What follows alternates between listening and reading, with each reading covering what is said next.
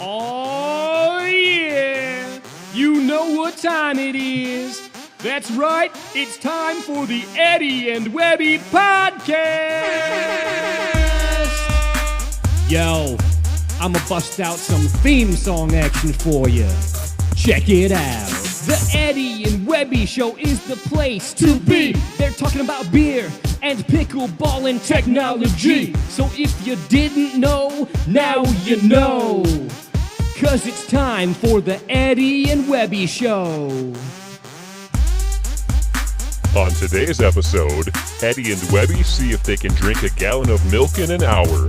This is the Eddie and Webby podcast. Hey, Alf, what did the pickle say to the cat? Nothing. Pickles can't even talk. Get out of here. Oh, hey, how's it going? This is Webby, not Eddie. And I'm Eddie, and this is our 59th podcast.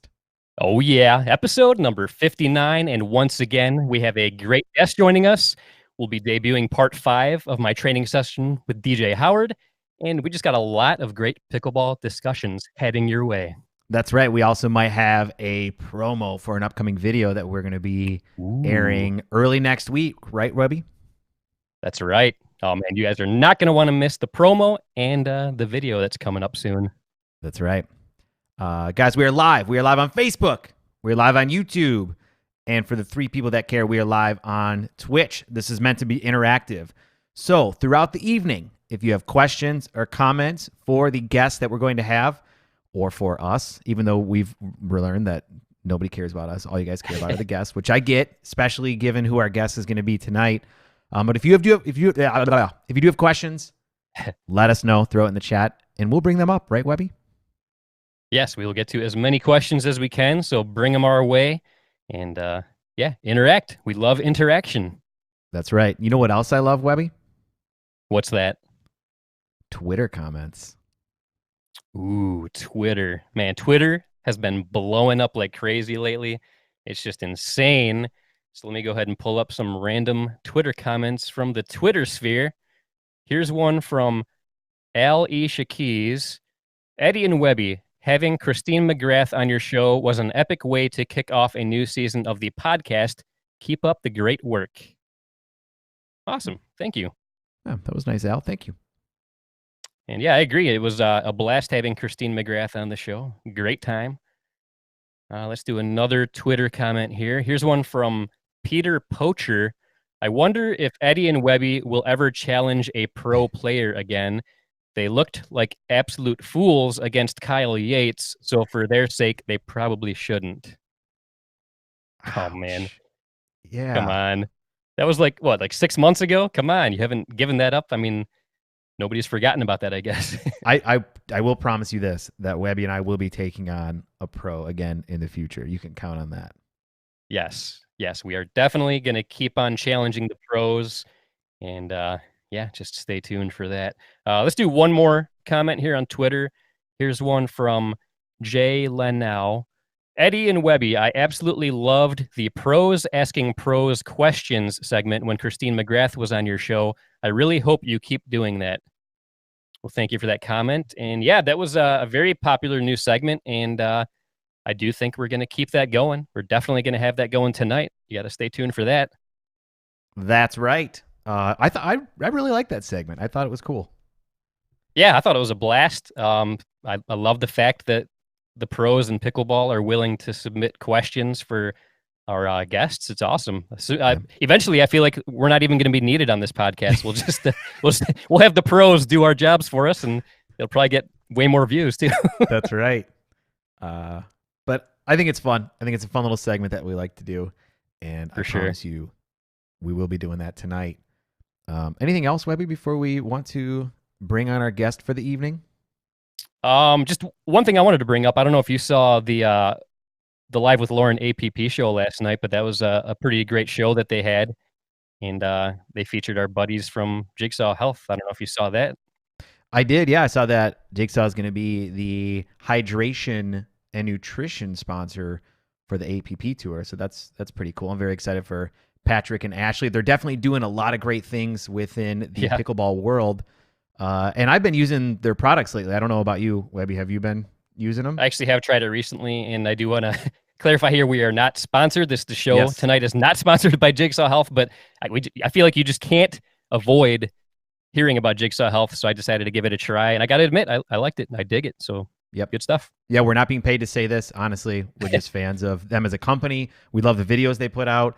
I'm loving their products so far. So if you guys haven't checked out Jigsaw, again, they're not paying for this. They're not paying for this or sponsoring us. We just want to give them a quick shout out. That's right. We love to appreciate good products that we like. So that's what we like to do here.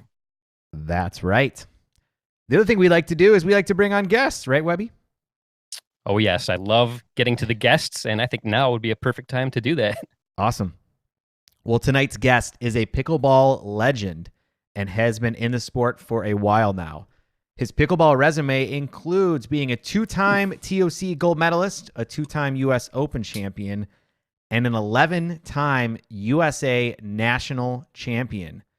Please welcome Wes Gabrielsen. What's going on, Wes? Hey guys, thanks for having me.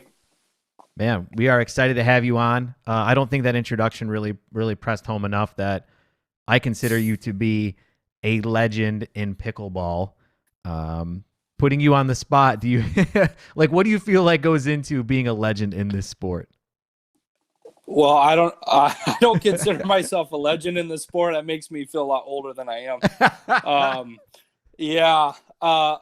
I've been blessed to play with some really good partners over the years and have some good mentors. So just excited to play and keep playing in the future and be on your show here. Well, that's awesome, man. We're super excited that you're on with us. We got a lot of great content to cover here, and we will start talking pickleball soon, I swear. But you live in the Pacific Northwest, right? That is correct. I live in Oregon. Okay. And by the way, this is totally off topic, but I've heard there's a group of people that want to split California off into like 3 different states and then combine Oregon, Washington, and Northern California into a new state called Cascadia. Have you heard about this? So Washington, Oregon, and Northern California in one state? Yeah, in one state, or is that what you're saying? Yeah, or become their own. I don't think that's going to happen. Okay. I haven't really heard about that, but people talk about changing state boundaries a lot anywhere. So yeah. I don't see. I think we've got our identity. Washington has their stuff. Northern California definitely has their stuff. So okay, yeah, I just wasn't sure because I know that hops are big in your area there, which also means that craft beer is pretty big in your area. Wouldn't you say? Craft beer is very big in our area, and wine too. Like where I live in the Yamhill Valley, there's probably about 30 wineries within 15-20 miles from where I live. So it's a big beer and wine place. Yep. I like it. As you know, Webby and I are both big craft beer guys, and typically we like to have a beverage during the show. And of course, since you live in Oregon, we had to have a beer, right? That's part of what we do. Got to. Yeah. Webby, do you want to share the beer that you're going to be drinking tonight with us? Why, yes, I do. I just so happen to have a beer right here. And this actually comes from Rockford Brewing Company, which is a brewing company that I went to for the first time last year while doing a pickleball tournament. I was at the Canadian Lakes Pickleball Tournament, and I visited Rockford Brewing Company during that weekend. And today's beer that I'm drinking from them is called Hop Lust. Very nice. Hop Lust. I like it. Well, since Wes was on and I had to get a beer that was from his part of the world, and surprisingly, it was actually a little challenging. I had to reach out to a couple Total Wines around me to find it. I am going with Rogue Bat Squatch, which is Rogue. That's a great place. Yeah, which is a hazy IPA. I've never had this beer before. I've had Dead Guy Ale. Is that from them there? Yep, I've had that before. Dead Guy is probably their most well known. Is it? Do you have a favorite brewery that's in your area? Well, I mean, where I live, there's a couple of local breweries. I think just Oregon wide, Henry Weinhardt's, and then Widmer Brewery, and then Rogue, where you're sampling from, is an excellent one as well. All right. Well, I'm excited to try this. And Webby, you'll have to let us know in a little bit how your beer is as well. For sure. And I got to read something on the can. It's kind of funny. It says, lusting for hops, bold hoppy flavor without the harsh bitterness will leave the bitter for your in-laws. I like it. I like it. Yeah. So we do actually have a couple comments. Sorry to interrupt there, but Lala left a comment. She said, "Yay, Wes, pickleball's nicest guy." And she also said, "Wait, Oregon." You know what? Oregon? You know what she's referencing there? What's that? I don't. I wasn't gonna say it since you invited me on your show, but I think I told you before the show. I've got a lot of family in the Midwest, and there's a really unique pronunciation that people from the Midwest have, where they say Oregon, but I think she's trying to get you to say Oregon, which is the pronunciation. Oregon, yeah. There's no like E sound in there, Oregon, but I'm not a stickler for it. Some people around here are. Do you want to know why I picked it up? Is because growing up, the game that we used to always want to play in computer class was the Oregon Trail, right? There you go. And so that's where, and I don't know if that's just how we pronounce it in the Midwest, or if that was how that trail is referred to as, but that's where I picked it up from. My question for you, if you played the Oregon Trail, yeah, did you raft across the river, or did you get the ferry? Well, you got to always did you try risk and raft. it, or did you? I think so too. You got to risk it. You got to risk it, man. But then you end up dying of dysentery anyway, so it doesn't Dysentery. matter. There you go. Dysentery. if there's people out there that don't know what we're talking about, you got to check out the computer game Oregon Trail. I'm sure you can find it some places, but Webby, did you used to play that growing up? Oh yeah, it was always fun for sure. What was the common death? I'm drawing a blank right now, but what was the you died dysentery. of yeah, that's what it was. Yeah, dysentery. Yeah. I always died of dysentery, or we always tried to float the wagon, and it always sunk. Yep. But you got to risk it, man. It's like a badge of honor if you get dysentery by the end. Right. I like it. Well, this is 80s Computers Game podcast here, so welcome everybody to it.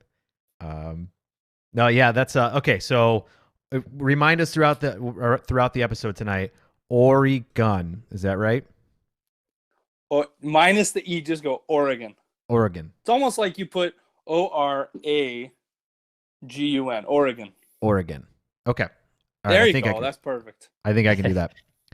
Well, why don't we talk a little bit about pickleball here, Wes? Now that we've gotten our beers, now that we've talked about the proper pronunciation of Oregon, let's talk a little bit about pickleball. So you've been in the sport for quite a while now, huh?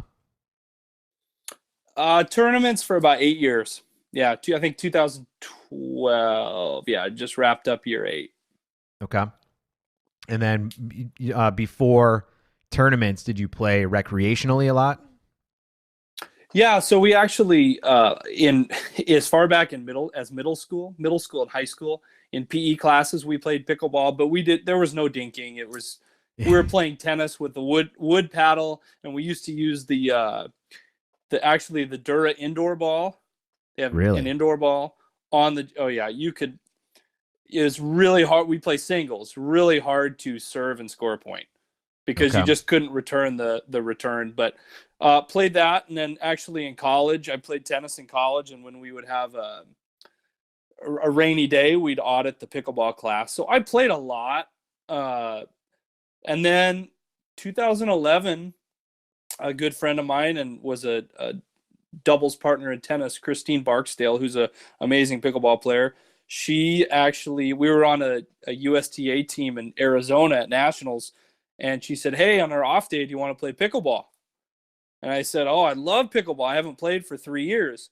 Well, we didn't end up playing until we were back up here because she lived in Vancouver, and she got me to come up there, and I played for the first time with a non-wooden paddle and a jugs ball, and all I wanted to do was play singles. Yeah. Because I playing singles, and everyone kind of looked at me like I was crazy. They're like, yeah, we just play doubles around here. Learned how to dink, and then this guy shows up. I kid you not. This guy shows up, and they told me, hey, this guy will play singles with you. He's a really good player. It was Enrique Ruiz. So I played like 5 games against him, and I didn't win a point. And I was hooked. I was like, I want to get better so I can compete with this guy. Well, how funny is it too that a lot of times, and you hear this story a lot, people get their butts kicked and they're immediately addicted because they're like, why did that happen? I can hit the ball hard. I can do all these things. Why did I get beat? And then it's like this light bulb goes off of, oh, wow, this game is much more of a chess match than it is, just being able to hit the ball and drive the ball. For sure. Quick hands, anticipation, patience, and that chess match mentality are key to being successful. So you talked a lot about your tennis background. Did you play tennis all your life? So I actually a lot of people I feel like start playing tennis at an early age. When they're in elementary school, they take lessons, they progress through. I was like a total team sport guy. Football, soccer, basketball, baseball. So I actually didn't start playing like tennis seriously till I got to high school. So I had a late start. Okay. And then soccer was my big sport. So I was a year-round soccer player for a lot of my life. And by about junior year of high school, I realized I had a little better future in tennis. So I kind of dropped the year-round soccer and still played in high school, but focused more on the year-round tennis piece. Okay. And then how long did you continue to play tennis competitively after that? So I actually stopped when I got out of college, or I played college tennis. And then when I got out of college, I started coaching at the high school level. So I was still playing tournaments in the summertime, and probably, I played up through about 2012. Kind of when I started pickleball tournaments, I stopped competitive tennis. That's funny. You hear that a lot too, right? Where it's like, oh, yeah, no, I'm doing pickleball. Yeah, I did play USTA league tennis this year with a college teammate of mine. Last year I came back and played a couple doubles matches, which was a lot of fun. But I realized my game needs a lot of work in tennis. Really? So was it a very competitive play, or was it more just kind of casual competitive? So it was league tennis, but it was a level below what I used to play. Okay. So it was kind of a nice re-entry into competitive tennis. All right. And where did you go to college at? So I went to college at a Division III school in Oregon called Linfield College. And a lot of people are actually familiar with it because our football team has won probably 4 national titles. But they actually have the longest consecutive winning season streak in NCAA history. Wow. So they're still, I think it's at 65. I think closest is state with 29. Wow. That's pretty impressive. So they're like a perennial top 10, 15 D3 school. You think about D3 football, you think about Whitewater, you think about Mount Union. They're right in the mix with those schools. So is football in general big in your area? Like, I know Texas, it's huge down there. There's these little pockets of where, high school football is pretty huge. It's big. I mean, I would say it's one of the bigger sports in our state, definitely for football, but not to the level of Texas or in the South. Yeah. Okay. All right.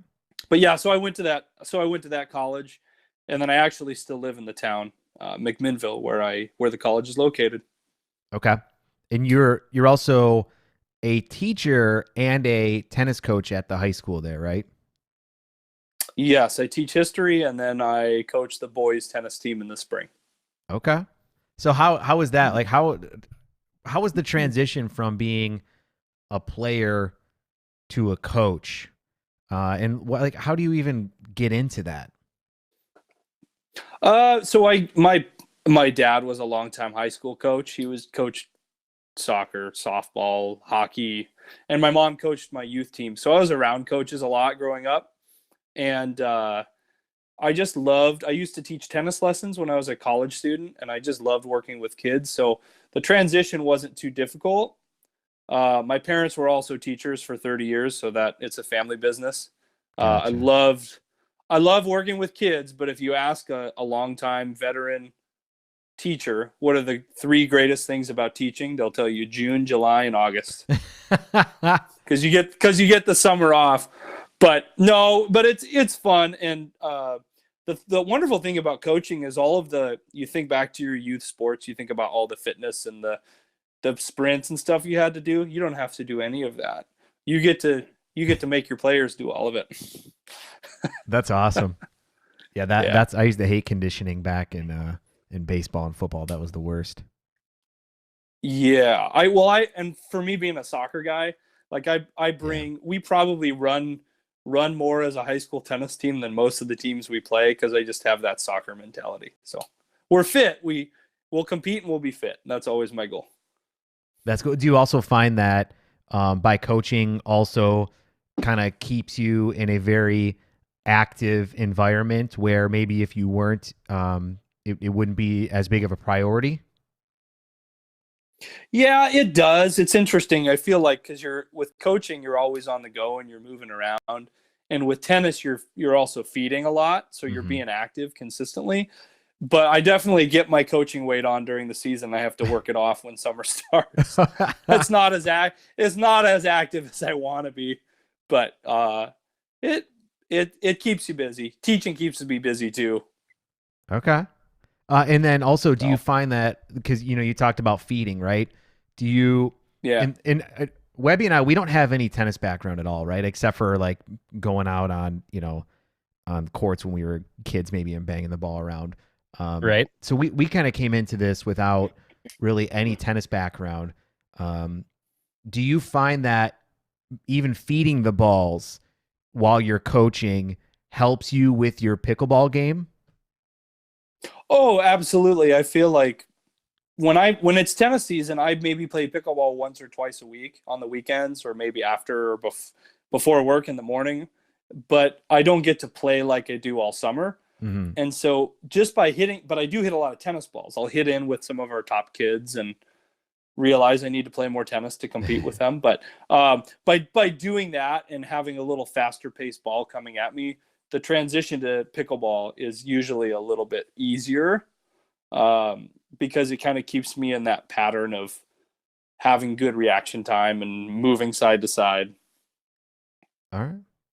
So I like it. Yeah, I'm always fascinated by that, the transitioning from tennis to pickleball and how complementary sports they can be, because it's not a world I know. I'm not in that world at all.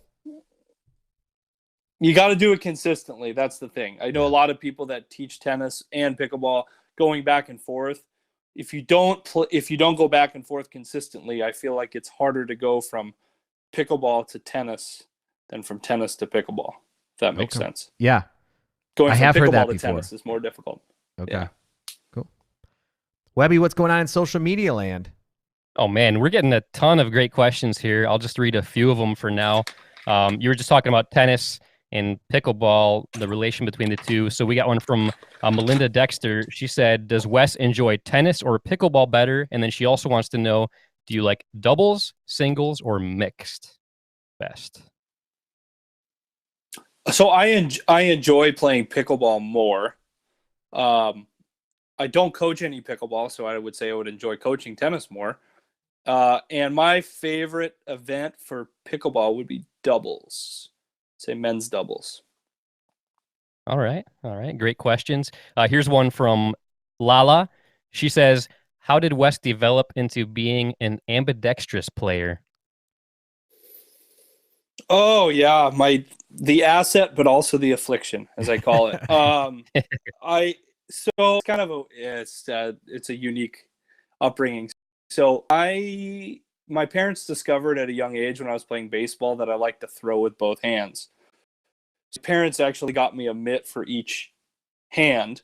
I played one season left, one season right, and then realized that my right hand was more dominant. So it's kind of interesting when I'm playing baseball, soccer, anything with power and distance for throwing, kicking was right-handed, right-footed. Writing, eating, using scissors, racket sports, all left hand.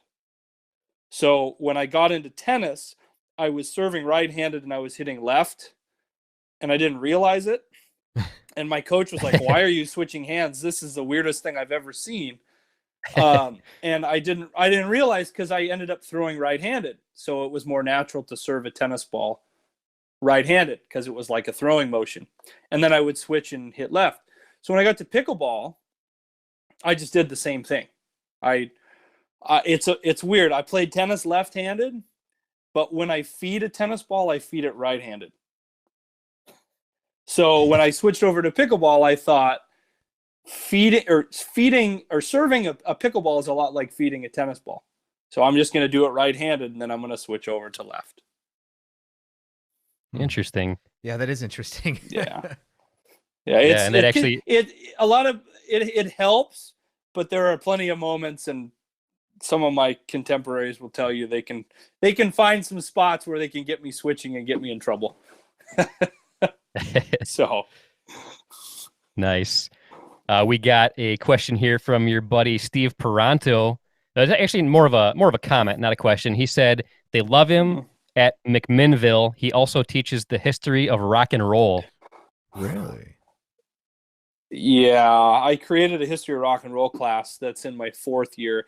And what Steve won't tell you there, but every spring, Steve comes into one of my rock and roll classes and gives an hour and a half lesson on the Beatles to my kids.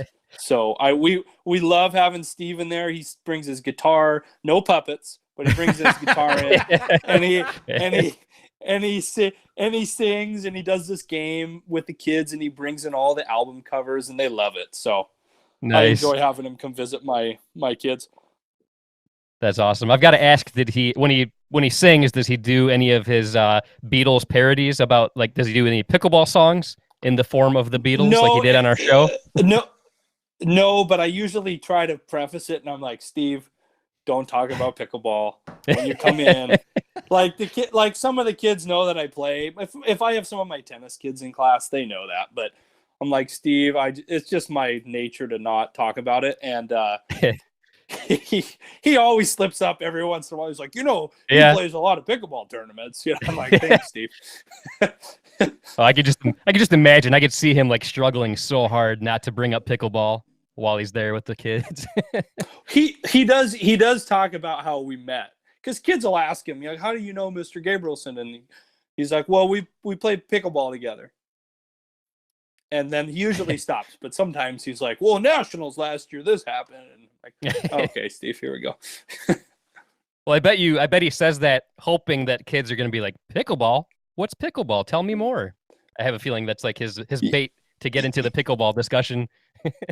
For sure. And then, our PE classes actually do a couple week unit on pickleball. So the kids have played it. It's just they don't play it as much as badminton or any of the other sports in class. God, I wish I had that back in middle school. Oh, I know. Oh, man. I so wish we had that.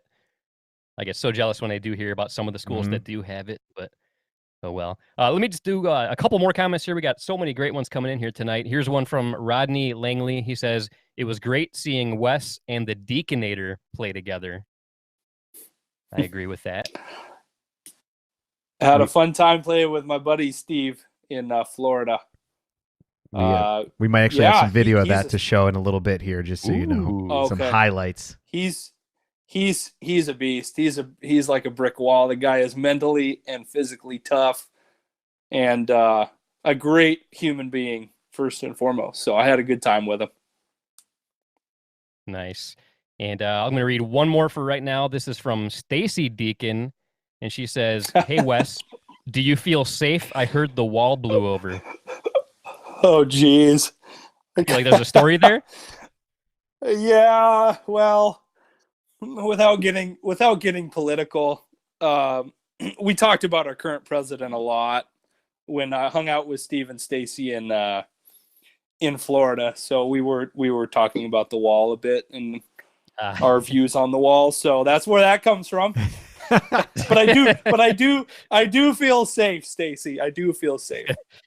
That's good. That's good. Well, thanks everybody for the comments. Keep them rolling. Nice. Yeah, that's good stuff, man.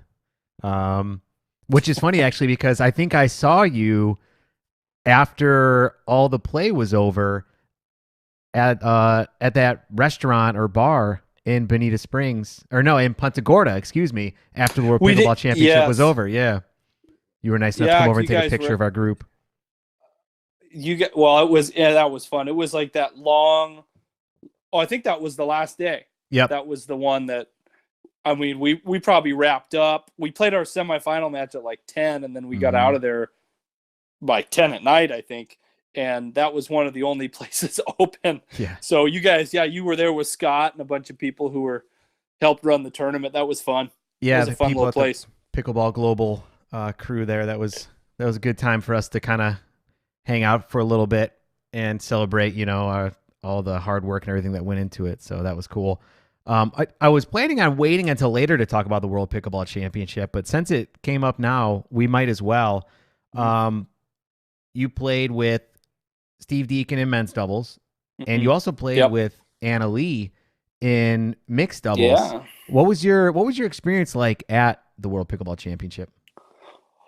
Well, I love Florida. First of all, my grandparents used to live in Naples, so about every other year as a kid, we go down there for Christmas. And this time of the year, or December down there, I love it. My parents would tell you I didn't as a kid, but I got used to the heat. So it was really fun. I hadn't actually been on the East Coast for pickleball since the first U.S. Open, the 2016 Open. So It was really fun to go back to the humidity and play down there. Cool venue. I like the format, the round robin group play. Obviously, Steve has been a good friend the last year or so that I've gotten to know him. We played a local tournament here in Oregon in October, and then decided to give it a go for that tournament down there and had a blast. And then I loved playing with Anna Lee. That was so much fun. I've just been so impressed with her this year, and not just her play, like her skill, but her maturity as a competitor at 12/13. I think she's turning 13 this year. But her mental toughness, her footwork, all of that. And I told her before we play, I said, we're going to have fun. And I'm not going to try to dictate how you play. You just need to go play, and I'm going to compliment you. And, I think we were one win away from making it out of the group. We had a tough group, but I had a lot of fun, and I'm actually going to play, the couple of PPA tournaments I'm doing this year. I'm actually teaming up with her. So I can't wait for that. It's going to be fun again. Oh, that's so cool, man. Yeah. I got to, obviously we got to be right there in front of the action, got to see you guys playing together out there front and center. And it seemed like you had a really good energy out there. You guys were having fun. You were cheering each other on. It was really cool to watch. Yeah. I told Lee, her mom, I was like, I know Anna Lee was excited to play with me. I said, but I was probably more excited to play with her because just having been around the sport for 8 years and seeing the progression to play with this amazing superstar kid who's an unbelievable player, obviously, and will get better and better. I'll enjoy playing with her while it lasts until she moves on to a younger, better model than me. So for a partner. So I sure enjoyed it and will enjoy here in the future. So nice. Well, as I mentioned, we got to watch a lot of the World Pickleball Championship matches right there, front and center on center court. And I have to say, every time that you and Steve came out into the court for any of the men's doubles matches, I was excited because every single match was very close. You guys played incredible. They were always very fast-paced matches, but there was also a lot of dinking going on. I got to see your incredible backhand slice dink, cross-court dink that I think is a shot that everybody should take note of because just watching how that ball moves through the air when you hit it is incredible. And it was honestly, it was incredible to watch you guys out there. Well, it was fun to play. The slice definitely helps me because I use what I have to help me, but Yeah. that slice has definitely helped. And our goal during the day, those couple of days, Steve and I, was like, we're both kind of the setup type of players, not necessarily the finishing type of players that you would see. And we can definitely, but our goal was to just be, not to quote Stacy Deacon, but to be a wall and just not miss and just frustrate people and then counterpunch when we needed to. And Steve's got a little more firepower than me off the ground, from the baseline.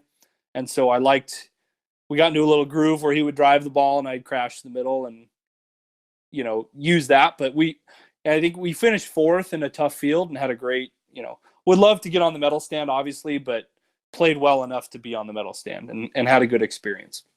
Well, your match against Matt Wright and Colin Johns was up there in one of my favorite matches from the entire event. You guys had some incredible rallies, and I went through and I put together just a quick little video of the top 4 or 5 points from that match. So I'm just going to go ahead and roll it. 5-5.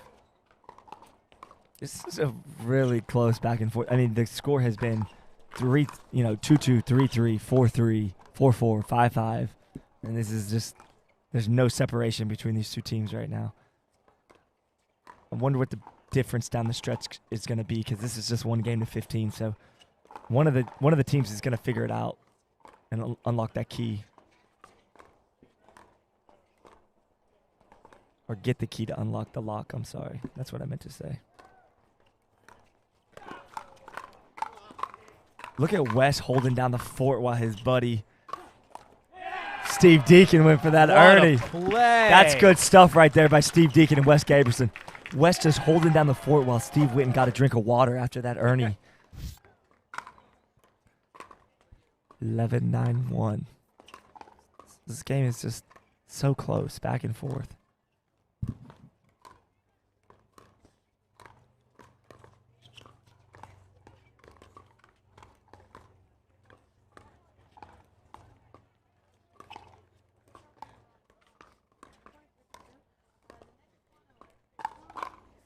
There you go. So there's the adjustment. Matt sped that ball up like he did early in the game, and he was winning the ones early.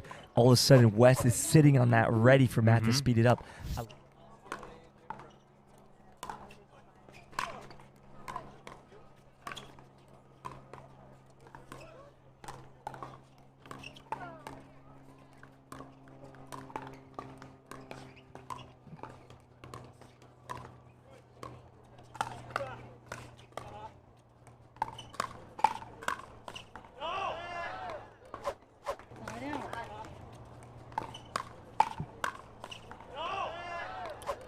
Tough. And it was like just at the top of the hip too, which is such a awkward spot. Yeah, and I don't know if you heard, but Wes gave him mad respect. I mean, big props. He said, like, nice shot, Matt, because he just recognizes how amazing of a shot that was. It doesn't matter how fast your hands are. That placement, first of all, even if you do get your paddle on it, usually it's going to be up, which means Matt's trying to force a pop-up to just put his monster smash in. That's right.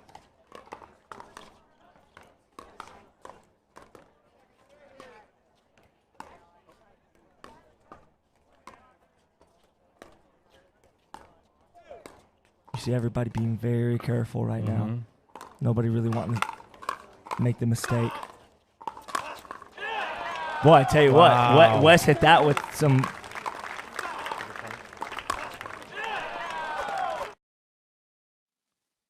Man, Awesome. absolutely incredible. Like I said, that was one of my favorite matches that I watched live right there. It's one that I've watched a couple times since coming back and editing them and throwing them up on YouTube, because you guys were neck and neck the whole time around, I think, 10 or 11 points. You and Steve took the lead for a little bit.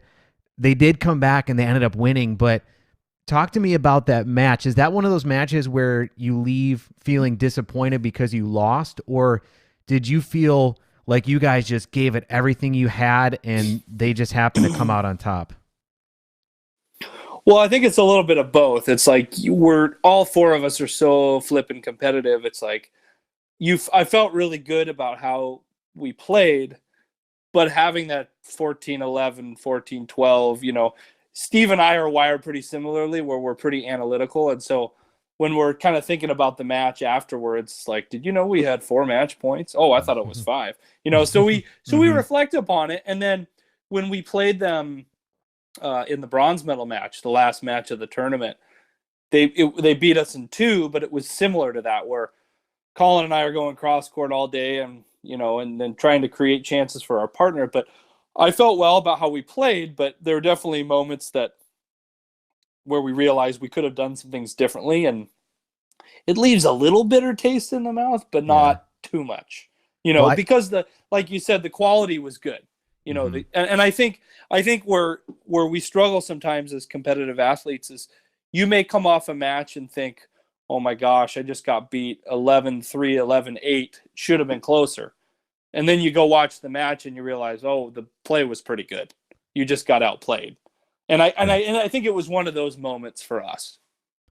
Yeah, and what I thought was crazy about that match is starting off, I noticed that Matt Wright was jamming you a little bit. He was able to get that quick shot into your chest and jamming you, but after the second time it happened, you were right there defending those shots consistently over and over again after that happened. So obviously it seemed like there was a little bit of a course correction after it started as well.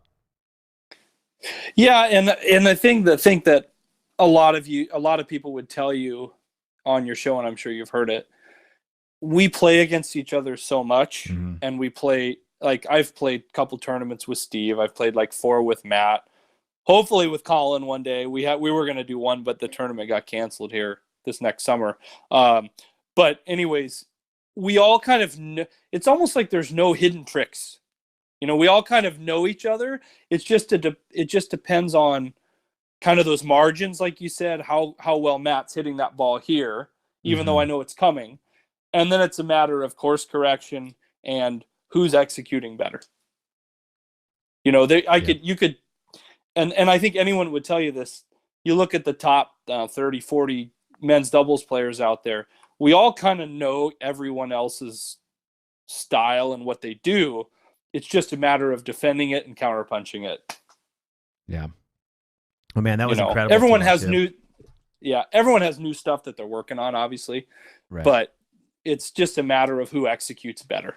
Well, and that's what I was going to ask you. You've been playing in tournaments now for 8 years. So talk about the evolution of the game in that time frame and maybe even where you see it going in the next couple years. Well, I remember the first TOC was 2013. I think that was maybe the second or the first tournament I played outside of the Northwest. I played one in Washington, but just the amount of tournaments, first of all, in Oregon, we used to have one tournament a year. Yeah. That was it. Now there's one every weekend. And you could see that anywhere, but going to that first TOC and meeting people who have become great friends, but also seeing everyone's style and just the level of play each year. I remember that first nationals I went to was 2013. And people came up to me like, "Oh, we heard you're the new young guy from Oregon." Like, well, if 27 is young in a sport, it's not a really young sport, I guess. Right. But then it was like, I had played Enrique a bunch up here and seen how he'd done stuff. And then the next year was when Kyle Yates and Daniel Moore showed up, and the game got younger and more athletic. And then in 2015, Marcin showed up, and then Tyson showed up, and then Matt, and then I remember meeting Ben in the Villages in 2017. It's like, man, this kid's going to be the best player in the world too. I can tell. Yeah. He was stuff that none of us had. Have you ever had a conversation with Brian Staub?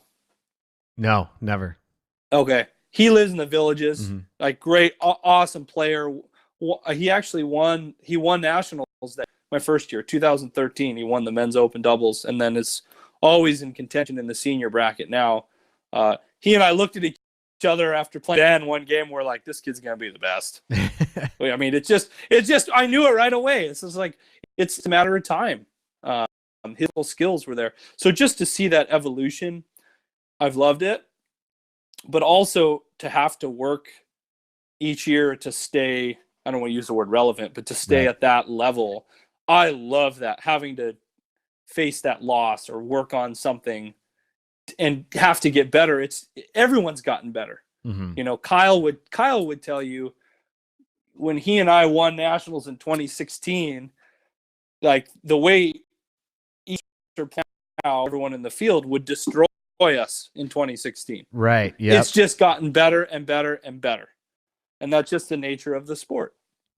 And do you think that's going to carry on over the next couple of years? And, you know, I think we've seen the game has sped up a little bit. Do you think that we're going to see a little bit more of that? I think at the end of the day, it's still going to be, first of all, I think about the Nationals, not this year, but the year before when ESPN was there, right? Mm-hmm. And that was kind of a big thing to get it. CBS Sports Network for the Open and then ESPN for Nationals. And sure, the game has sped up, but when you looked at that final, it was Kyle and Ben, Dave Weinbach, and Matt. And they made it to that point because they outdinked everyone. Mm-hmm. It was still who's going to dink the best. So the dink is still going to be a huge factor. I don't think we're going to go away from that. But I feel like it's a dink and it's a little faster. Mm-hmm. Heavier, meaning more top spin, more slice. Okay. And younger, taller pro tennis players that are the 6'5s and up, when they get in, watch out, world. Yeah, I'm excited to see what that's going to look like. Yeah, me too. And we'll all be reaching out to hopefully partner with some of them. Yeah, exactly. That will be nice. Webby, looks like we got some action going on in social media. Yeah, man, I got to tell you, we've had some of the most interaction tonight than we've had in a while. It's awesome to see. Nice. So I'll read a few more questions we've got here. Here's one from Rodney Langley. This is another more of a comment. And in regards to the video that we watched earlier, he said that match against Johns and Wright was amazing. And he also said, notice the switch to righty for the overhead smash. So talking about when I have time, I go for it. Yeah. Nice. Yeah, that's awesome. Very cool. We got one here from Gene Madden, and they say, does playing piano help with your game? So I'll tell you what, Gene Madden's my mother. So okay. That question comes from Mom. Thank you, Mom. I love you. Thank you for all the piano lessons, paying for those.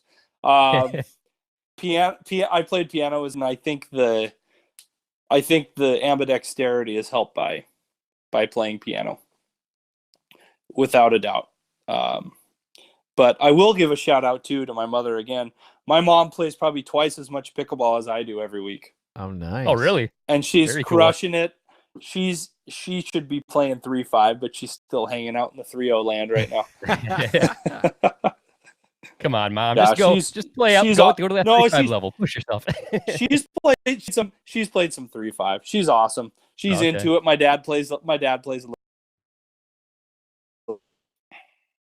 Nice. But yeah, that's another thing I love about pickleball. I mean, just really any age can play this game, and I absolutely love that fact. It's a beautiful thing.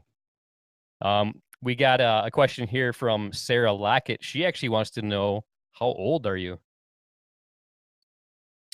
I would ask her what's her guess. No, I am 33. I know I have more gray hair than 33-year-olds usually have. Thank you, genetics. But I'll be 34 here in April. So I'm excited for 35 age division at Nationals coming up here in a year. I'm ready to be the young guy again instead of the old 19+ guy. I love it. Nice.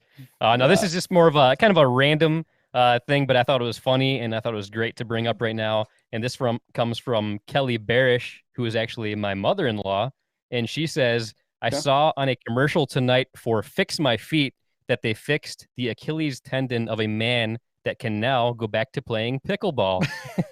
I love it. I love the fact that pickleball's making its way into mainstream commercials now. There you go. That's so great. I was like, I was wondering if there was a connection. Like, do I need to protect my Achilles now? Right. I don't know. I was like, what's going on? Yeah, I don't know. All right, we got one more here that just came in from Belinda Detman, and she says, "Who are your partners for the U.S. Open, Tournament of Champions, and Nationals?" Do you know those answers already? Good question, Belinda. What a nice lady too. U.S. Open I don't go to because that's during my coaching season. So I went to the first one in 2016 and haven't been back since. I love it, but I just can't go because of work. Actually, I have the same partners for TOCN Nationals. In the open events, I'm playing with a former guest of yours, Corinne Carr, in mixed.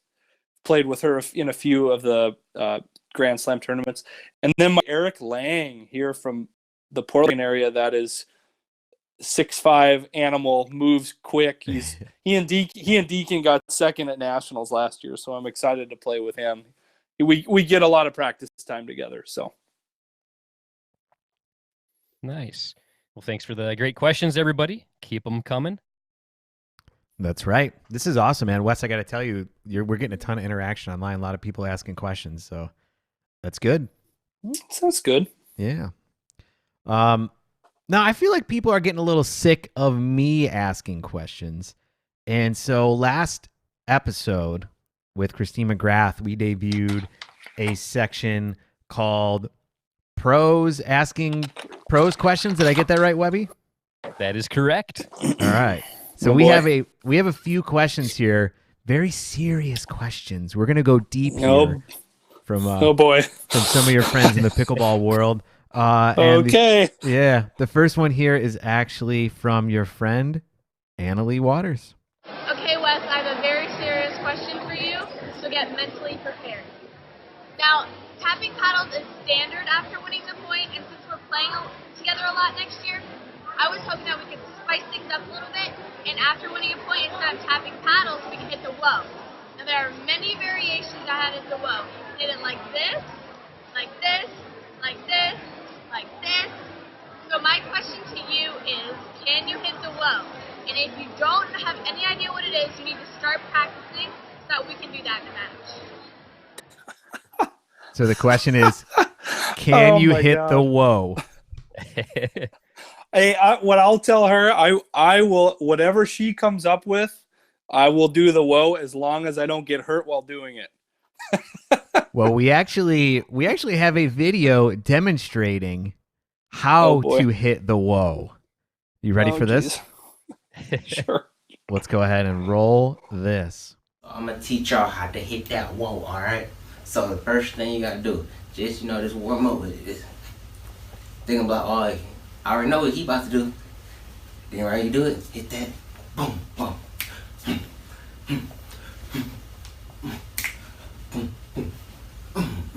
All right, so I'm gonna do it one more time with a little bit of music.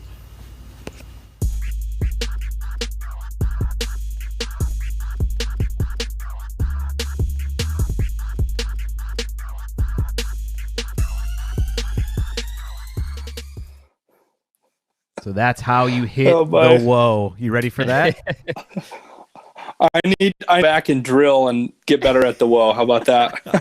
We'll send you the video so you can learn from. I will need it. I will need it. A little fun fact: hilarious. the music in that video was actually the music from the "Pickleball for Life" song that Annalie Waters had a part in. Oh, yeah, nice. So you can listen to that while hitting the whoa. That's right. Love it. That's so cool. I think it was so cool too that she was willing to submit a video, and I'm excited to see you hit the whoa next tournament. I'll be looking for it. It'll definitely be fun. All right, we got a next question here, and this question's coming from our friend Steve Peranto. This is Steve Peranto. I'm at the bowling alley with my latest pickleball protege, Spencer Laurent. Unfortunately, Wes and Eddie and Webby, I can't get him to drink beer with me, but that's okay. We do have a couple questions for your show. Hey, Wes, I know when you were starting out, I was kind of your coach, and in fact, I was his partner, Spencer, and when he got really good, we called it men's mixed doubles. But anyway, in those early days, there was one thing that I kept telling Wes: why are you hitting these backhand slice returns? The baseline game is a forehand game. Quit it! Well, of all the things I showed Wes, that's the one he ignored, and it's a good thing because his backhand slice is his signature shot. I mean, I could hear it whistling when it went by my ear. But the question I have for you, so working with Spencer, he's already won 3, 4, 5 tournaments, Wes. In fact, he was 3 for 3, 4, 5, kind of combined 5-0. Doing great, but what does someone like Spencer need to work on to get to the Wes Gabrielsen level? Because, you went through those levels. So that's my question, and then I think Spencer has a good question too. So that was Steve's question for you. What are some things that Spencer can be working on to work your way through those levels? Sure. Well, first of all, I owe a lot to Steve. He's like my pickleball guy. Taught me a lot about pickleball. I loved playing with him. We did play men's mixed doubles, as he called it, a lot. And and it was really an honor for me this year. I got to give his speech for the Pickleball Hall of Fame, so that was really cool for me to be able to do that for him. So I owe a lot to him. But I've played with Spencer a couple times. Great guy. I would say at the level he's at, just learning when to be aggressive and when not to be aggressive. I feel like he's got so much consistency, and he's quick, and he makes smart choices. I feel like as people transition to that 5-0 level, it's figuring out when to attack against a better player that can dish it back. And a ball that may work against a 4-5 is not going to work against a 5-0. So for me, that's the biggest thing I see with Spencer. He's got so much potential, and he's a good person too. He's fun to play with and against. Okay. Great advice.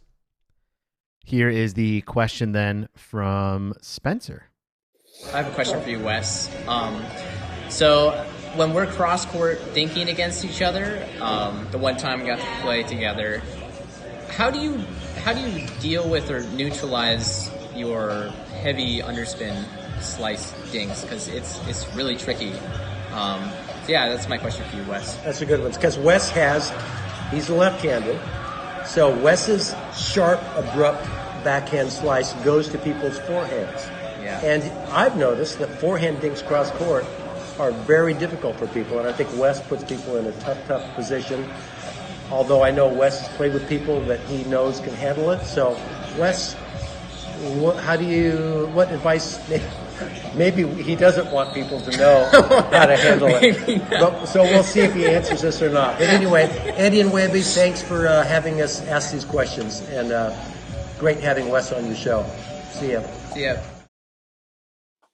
So they're asking you to give advice for how to defend against your wicked, nasty backspin slice dink. I think I might plead the fifth on that one. I don't know. Nice.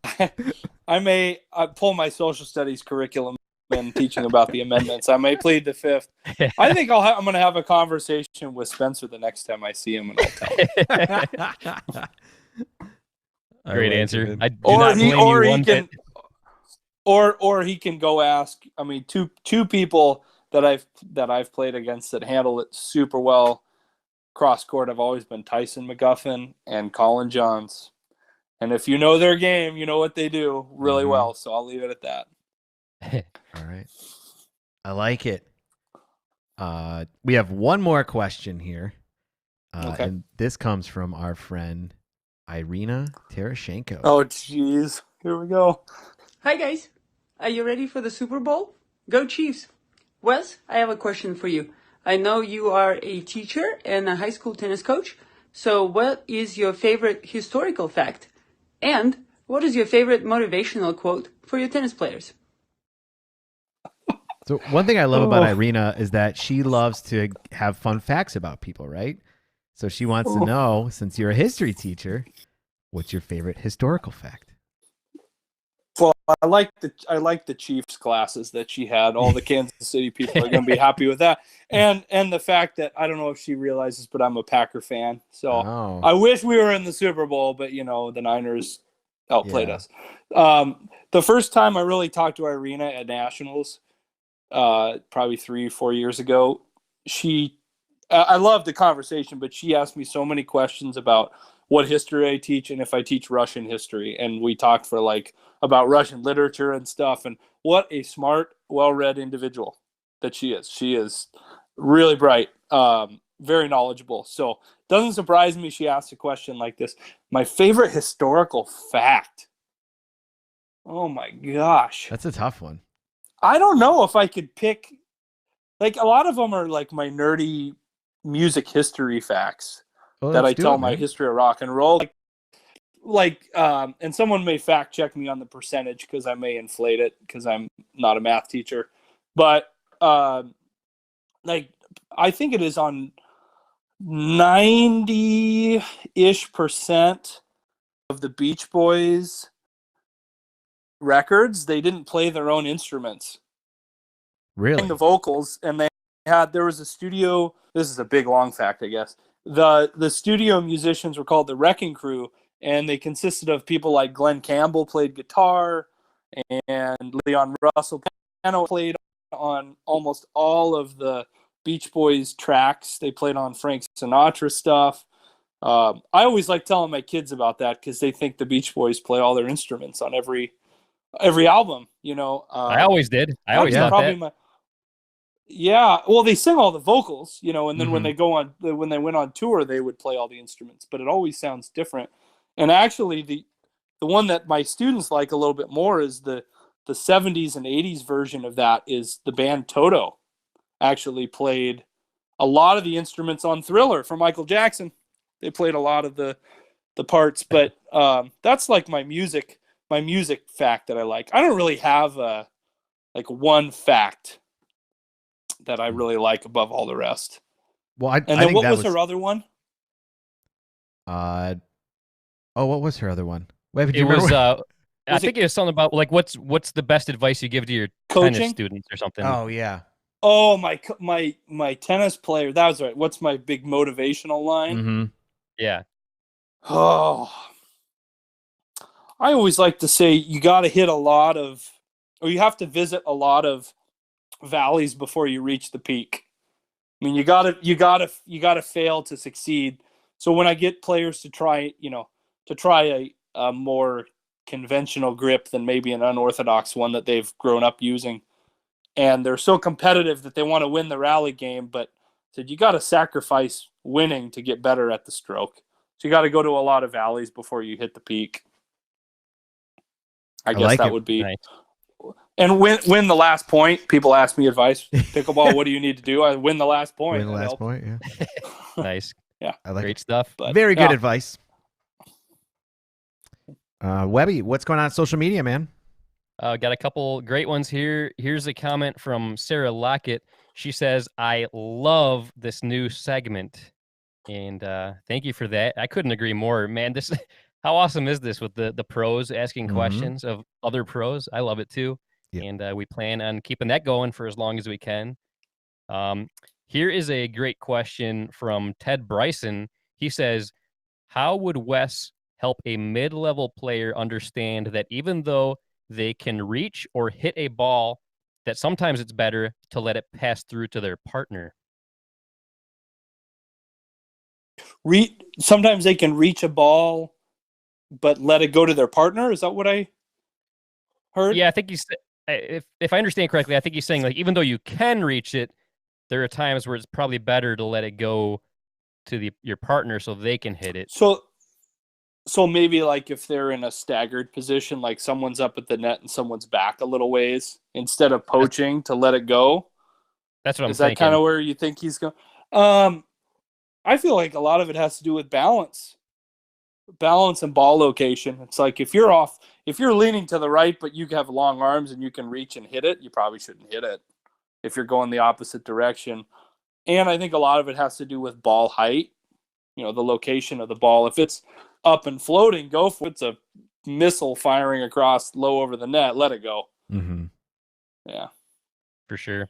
And yeah, the reason I think that's a great question is like there's so many times where I'll play with somebody and they'll poach or they'll go for a shot that it was like, man, it was like a perfect shot for me. Why'd you go for that? Like, I mean, but it's definitely, I feel like you said, the mid-level or lower level players that have that deal with that. So I think it's a good tip for people that are kind of newer to the game. I would ask, why are you so far back that it would be an opportunity for them to let it go through? If you're in that position, you're probably not playing the right position. Right. That's true too. Unless I wonder if maybe he's thinking of like when both players are at the front and somebody poaches when they shouldn't, like something sometimes we see during mixed matches a lot, I think. Especially, I mean, Wes, coming from being a lefty, right? When you have two righties up there, it's easy. Usually forehand covers the center and a little bit over. Yeah. But maybe if there's a lefty, but I'm thinking, yeah. Go ahead. Sorry. Yeah. I mean, I think it's if you have a righty or if you have a forehand and a backhand in the middle and it's a 50-50 ball, let the forehand person take it. Yeah. Unless you've got a huge backhand for your partner. But I think because I stack a lot, so for me it's kind of like an agreed upon middle. If I'm playing with someone that's my height or a little shorter, I may be taking the ball. But when I play with Eric Lang, I'm getting the hell out of the way and he's going to take it and rip it. Yeah. Or Matt Wright or whoever. And one of my favorite, a good friend of mine over the years, we used to be Team Pro Light together and got to play with her once, is the great Simone, our friend from Florida by way of Brazil. She and I played together at Nationals 2 years ago, and I've never had so many overhead floater balls taken away from me in mixed as I did with her. Like, she would do all the flipping work, and then the ball would sit in the middle, and I'm like, I get to hit an overhead, and she'd come in right underneath my paddle and hit the winner. And then she would apologize. I'm like, why are you apologizing? We won the point. You do it every time. I'm here to support. Yeah, we had a fun time. She's wonderful to play with. Nice. But speaking of like righties playing with lefties, I'm a righty, and I used to like always do horrible when I got teamed up with a lefty. I've never done stacking before. I'm sure that's the best way to go. But just what I learned, just like communication is just so important. So like if just beforehand, just talk like when the ball's down the middle and it's 50-50, like just determine ahead of time who's going to go for it. Should the righty go for it with their forehand, or is the lefty strong enough with their backhand to where they should go for it? And I mean, or actually no, the lefty, it would be their forehand also. So just determine who is going for the middle, depending on which situation you're in, whether your forehands are both in the middle or your backhands are both in the middle, is what I found anyway. Yeah. Yep. Definitely. Nice. Thanks for the comments on the social media, everybody. Okay. Well, Wes, we've had you on for quite a long time here now. I'm sure you're a very busy guy, but obviously we want to give you an opportunity to be able to share with everybody how they can follow you on your pickleball journey, or talk about any tournaments you have coming up. So I'm not a huge like social media guy when it comes to following and all that. I kind of just I don't want to say fly under the radar. I just go show up and play, but I obviously got to give a shout out to Onyx Pickleball for your awesome support. They were awesome. Been with them for going on 2 years now. And then there's a company, Pickleball Planet, which some of you may have seen their logo, do clothing. They're a local company in Portland, Oregon that I support me with clothing and stuff. And so appreciate those guys. I'm kind of off the grid for the most part until tennis is done. You got maybe one more tournament before the season starts, but then summertime is when I get to go crazy and go play. So I've got a lot of tournaments lined up for the summer, but I'm kind of in teacher mode right now. finals week wrapping up, and tennis starts in we had finals week this week, so it was a busy week. Okay. And then tennis starts in a month. But yeah, I post some stuff on Facebook, tournament results and stuff, but I don't have a page like a lot of my contemporaries have pages or Instagram or all that stuff. Yeah.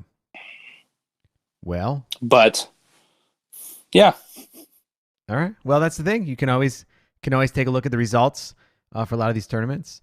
It's awesome. It seems like, Onyx has been great to work with for you. It seems like it's a good relationship you guys have created there. They're awesome. I love working with, and I've known Byron for a long time, and Byron's Fresso's played a big part in getting some people to come over to Onyx, and happy to the team's getting bigger and bigger with some great friends. Matt and Lucy are good friends of mine, so it's been fun to have them on board, amongst some others. Obviously, Steve Perano and others. So it's easy to work with them. They make it fun and easy to play for their company. Love it. That's what we keep hearing. Yeah. Well, Wes, thank you again, man, for coming on. We definitely appreciate it. This has been a blast kind of getting to know you a lot more and your background. Like you said, you fly under the radar, right? Everybody knows your name. Mm-hmm. Everybody's seen you play. But again, you fly under the radar a little bit. So I think tonight was a good opportunity for people to kind of get to know you a little bit more on a personal level and see your background. So I know Webby and I definitely appreciated having you on for sure. Definitely. Well, I appreciate you asking me, to be honest. It's been fun. I'm a pretty social person, but I usually don't do stuff like this. And so for me it's good. It's good to do this once in a while too. So I appreciate it, and it's good getting to know you guys. You guys are doing an awesome thing for pickleball to promote it, and obviously I'm not from the Midwest, but I have Midwest blood, so I can relate to you guys and your love of pickleball and life and beer. So thank you guys. Yeah. Thank you so much for being on, Wes. Look forward to seeing you again in the future, and you have yourself a good night. All right. Thanks, guys. Take care. All right. We'll see you. Man, such a cool guy. Yeah, another great guest. Such a nice guy. So cool to talk to and hang out with. Yeah, it was awesome. Yeah, I agree. Another great guest. Wes is super cool. As I mentioned earlier when we were talking to him, I only got a chance to really briefly meet him at the World Pickleball Championship. He did come over and get interviewed after some of the matches, but everything was so chaotic that we really didn't get a chance to kind of sit down and talk and hang out. So tonight was awesome. Tonight was actually my first time also really getting to know Wes as well. And I look forward to hang out with him again for sure in the future. Oh, yeah. Yeah, and this was technically my first time meeting him. I've never met him in person. And even though we're not in person, it definitely feels like we're like meeting. It feels like we're meeting a person. I mean, we just hung out for like an hour and a half, and the time, it's just crazy how fast the time flies by. Just another great thing about pickleball, you could easily talk to somebody that you've just met for the first time for hours, and the time just flies right by. I agree. That was a great conversation with Wes. We got more for you guys, so don't go anywhere, because I think we have a video coming up here, Webby, don't we? We do. For anybody that's been following along with us the last few episodes, we've been showing off my training session that I did with DJ Howard, and tonight we are debuting part 5. So I say go ahead and roll it.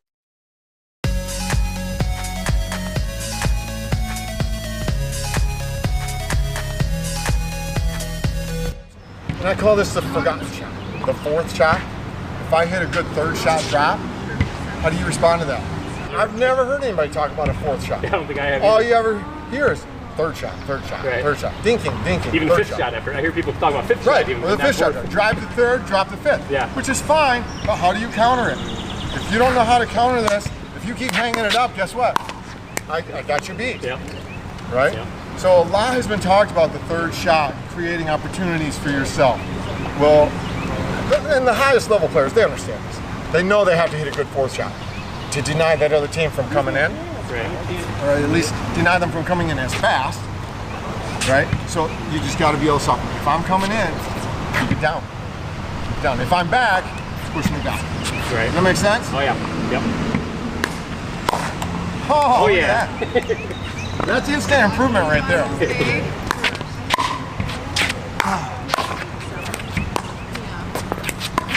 There you go. Now I can't hurt you. So, were you able to stop me from getting up here? No, I wasn't able to stop you. No, but- and you can't. Right. You can't control me. If I earn my way up there, so be it. Yeah, you're coming right? for sure. But the alternative is, if you hit it up in here, I'm coming in. Right? If you hit it up, I'm going to beat you. Right. Right? So you better keep it down. Keep me back. Keep it down as long as possible. If I work my way in, so be it. I earned it. Right? That's on me. Right? You can't prevent me. You can slow me down. You can delay me, but you can't stop me. Make sense? Yeah, definitely. So I am not a big proponent of having to stay locked in here. Okay? You'd be okay to open like this. Okay? If you want to step over like this is okay. Okay. If it means the difference between being kind of stagnant, stationary, or getting a rhythm by stepping, go ahead and take that step. I mean, I'm not stepping in, right? Right. If I can take a little step and get better rhythm out of it, go ahead and do it. Even if I took a step back like this to generate a little power, I'm okay with that. Okay. It's not like I'm pushing you back off the line. Right. Do you want to start backing up like this? No. But if you opened up like this to hit a solid ball and recover, totally legitimate. Right? Again, we strike a balance. We don't want happy feet, where you're like all over the place, and we don't want the heels locked. Yeah. But there is an in between. You can be somewhat stationary position as long as you're ready to move. And you can stop, that's okay. But we want efficiency. Right. That's the bottom line. We want efficiency of movement. If you're hopping all over the place, you're wasting energy. Right. Too many players stand here like this. Yeah. And they just wait. And the balls hit at them and they're like, whoa, well, where'd that come from? They get surprised. Yeah. They're not engaged, they're not prepared. Yeah. You gotta stay engaged, get the stability, and then maintain balance, and then it gives you better rhythm throughout the shot.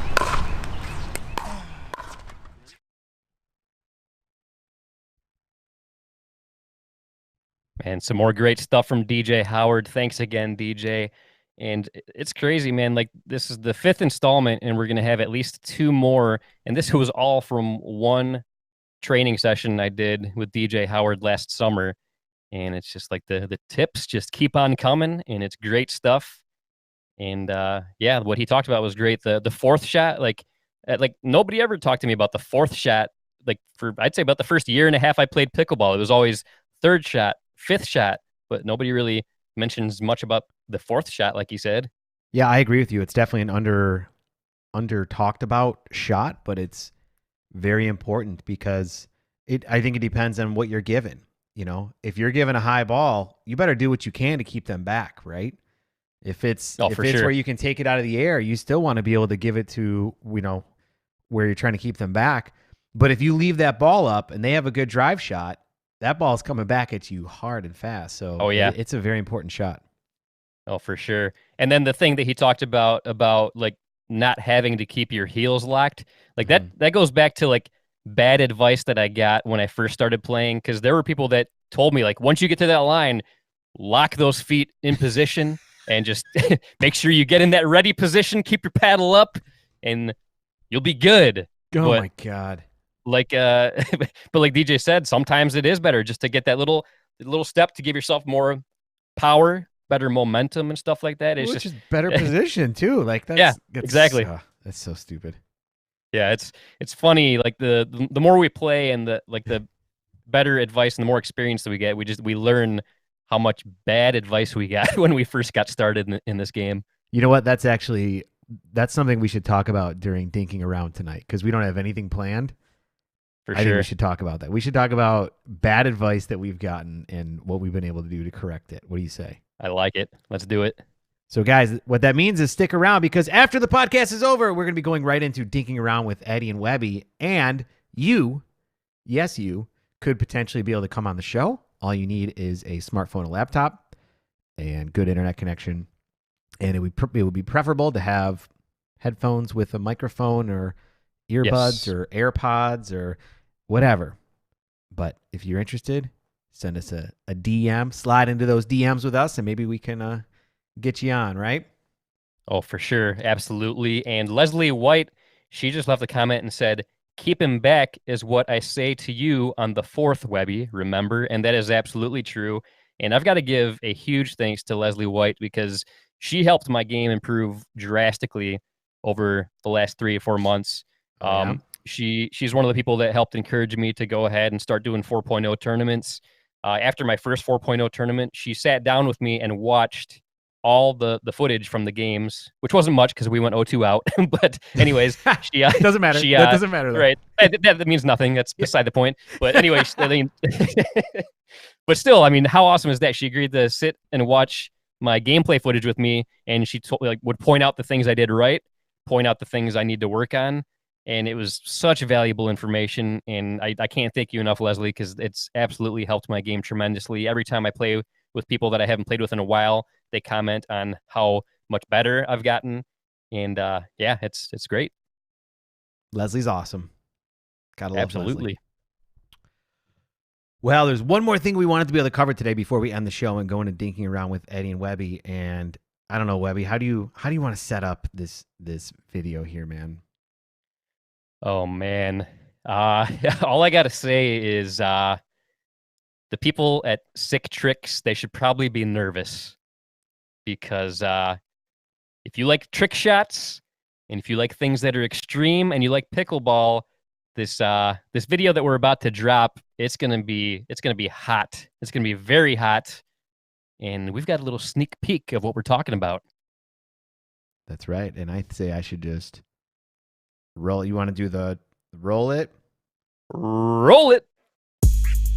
Yo, what up? What up? You know, you guys have heard of Trxx, right? Yeah. But what you haven't heard of is slick tricks. Slick tricks. Yo, so Eddie, what's the difference between sick tricks and slick tricks? It's like sick tricks, but more Extreme. There's an extra X in the name that can only mean one thing. These slick tricks are Extreme. These ain't your grandparents' trick shots, son. These tricks are extreme. Yo, Eddie. What up? Why don't we show them how it's done? Let's do it.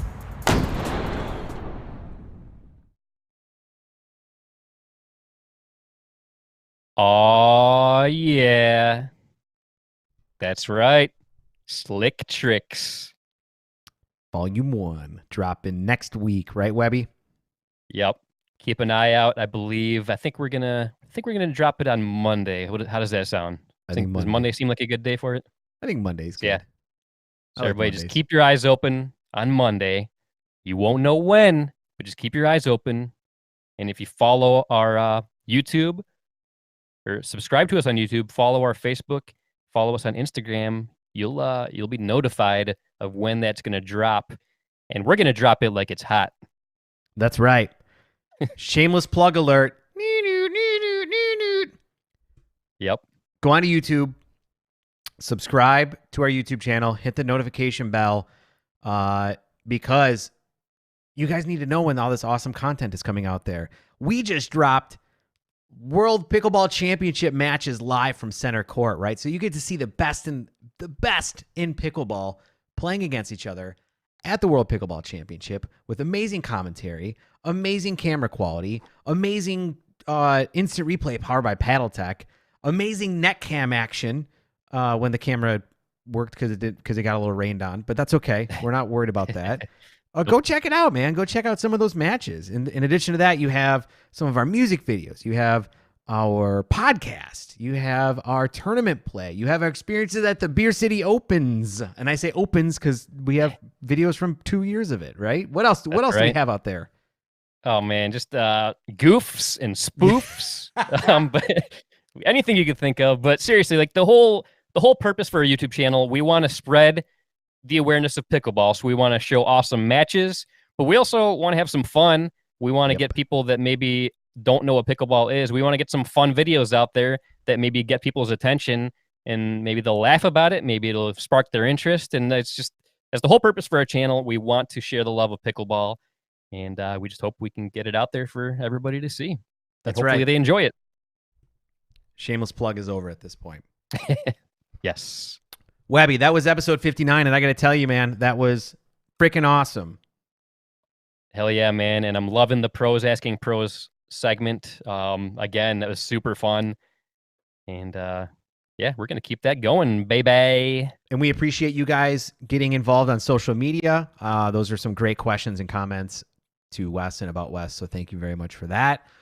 This has been episode 59. So there's 59 of you out there still. And guess what, Webby? What's up? We love them very much. We do. We appreciate you. Stick around because Dinking Around with Eddie Webby is going to be right after this. So you don't even have to close your browser window and find it anywhere else. It is literally going to happen as soon as we go dark. So don't go anywhere. Dinking Around with Eddie Webby is next, right? That is correct. All right. Well, on that note, I'm Eddie. And until next time, this is Webby, not Eddie, signing off. See ya.